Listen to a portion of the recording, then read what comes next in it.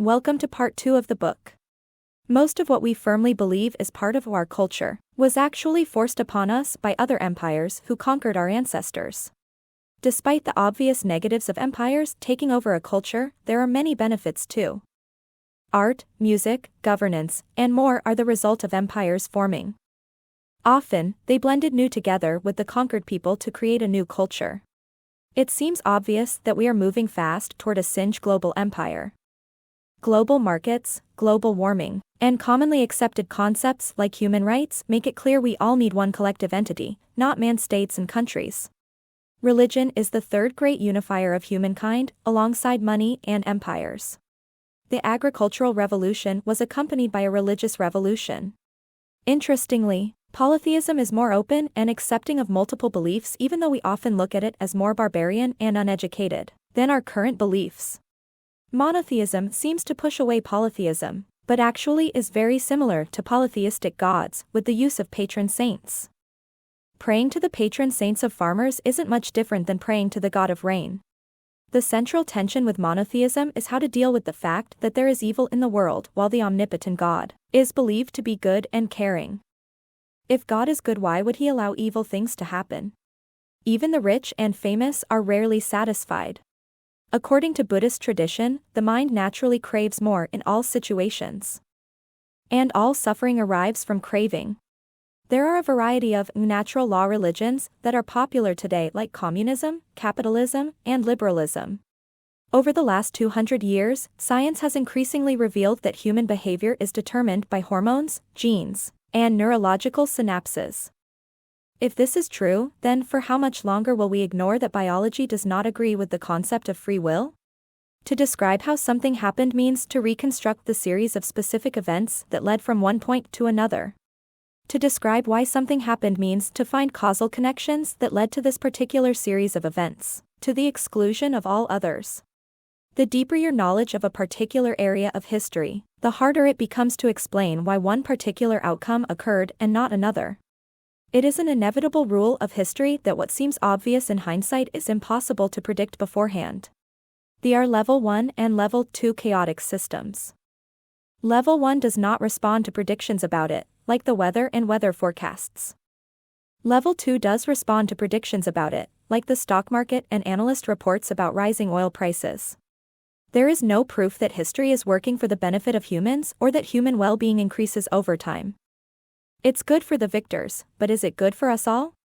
The scientific revolution started in Europe around 500 years ago. The last 500 years have witnessed an unprecedented growth of human impact.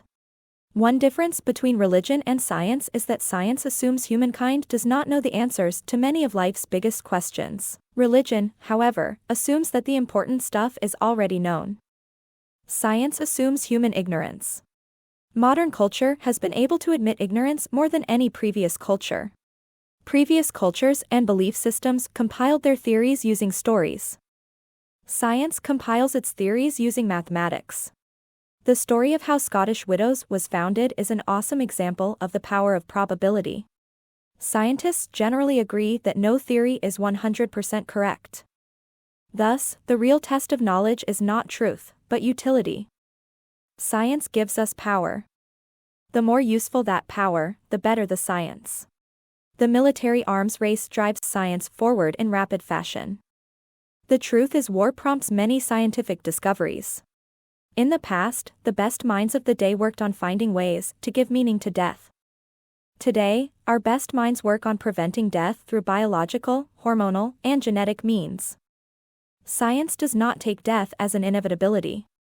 The economic, religious, and political interests that impact the flow of money into scientific and technological research have a huge impact on the output of science.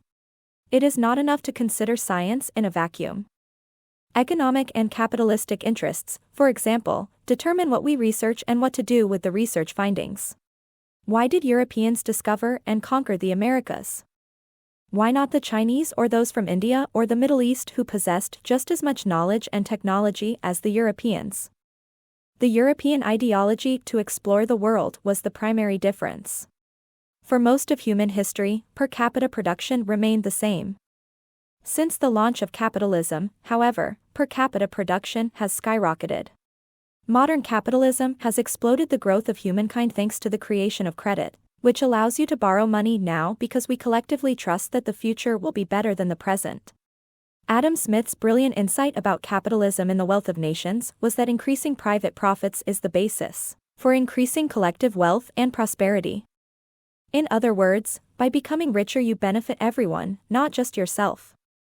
Both parties get a bigger slice of pie. Note, this only works if profits get reinvested, not hoarded. For capitalism to work, profits must be reinvested in new production. The religion of capitalism says economic growth is the supreme because justice, freedom, and happiness requires economic growth. All credit is based on the idea that science and technology will advance. Scientists ultimately foot the bill of capitalism. The annual sugar intake of the average Englishman rose from nearly 0 in the early 17th century to 18 pounds in the early 19th century. The life expectancy, child mortality, and calorie intake are significantly improved for the average person in 2014 compared to 1914, despite exponential population growth. Until the Industrial Revolution, human behavior was largely dictated by solar energy and plant growth. Day and night. Summer and winter. Everything was determined by manpower and animal power, which were determined by food, which is determined by photosynthesis. This is the basic lesson of evolutionary psychology. A need shaped in the wild continues to be felt subjectively even if it is no longer really necessary for survival and reproduction. Harlow's infant monkey studies from the 1950s, and a variety of follow-up studies, have shown that animals have strong psychological needs as well as purgative physical needs. Note to self, never disregard your psychological needs. Each year the United States population spends more money on diets than the amount needed to feed all the hungry in the rest of the world. Most people don't realize just how peaceful of the times are we live in. In recent years, more people die from suicide each year than from war and violent crime. The same can be said for car accidents. Live a safe community, drive as little as possible, and love yourself. Violent local crime, car accidents, and suicide are some of the biggest killers of humans.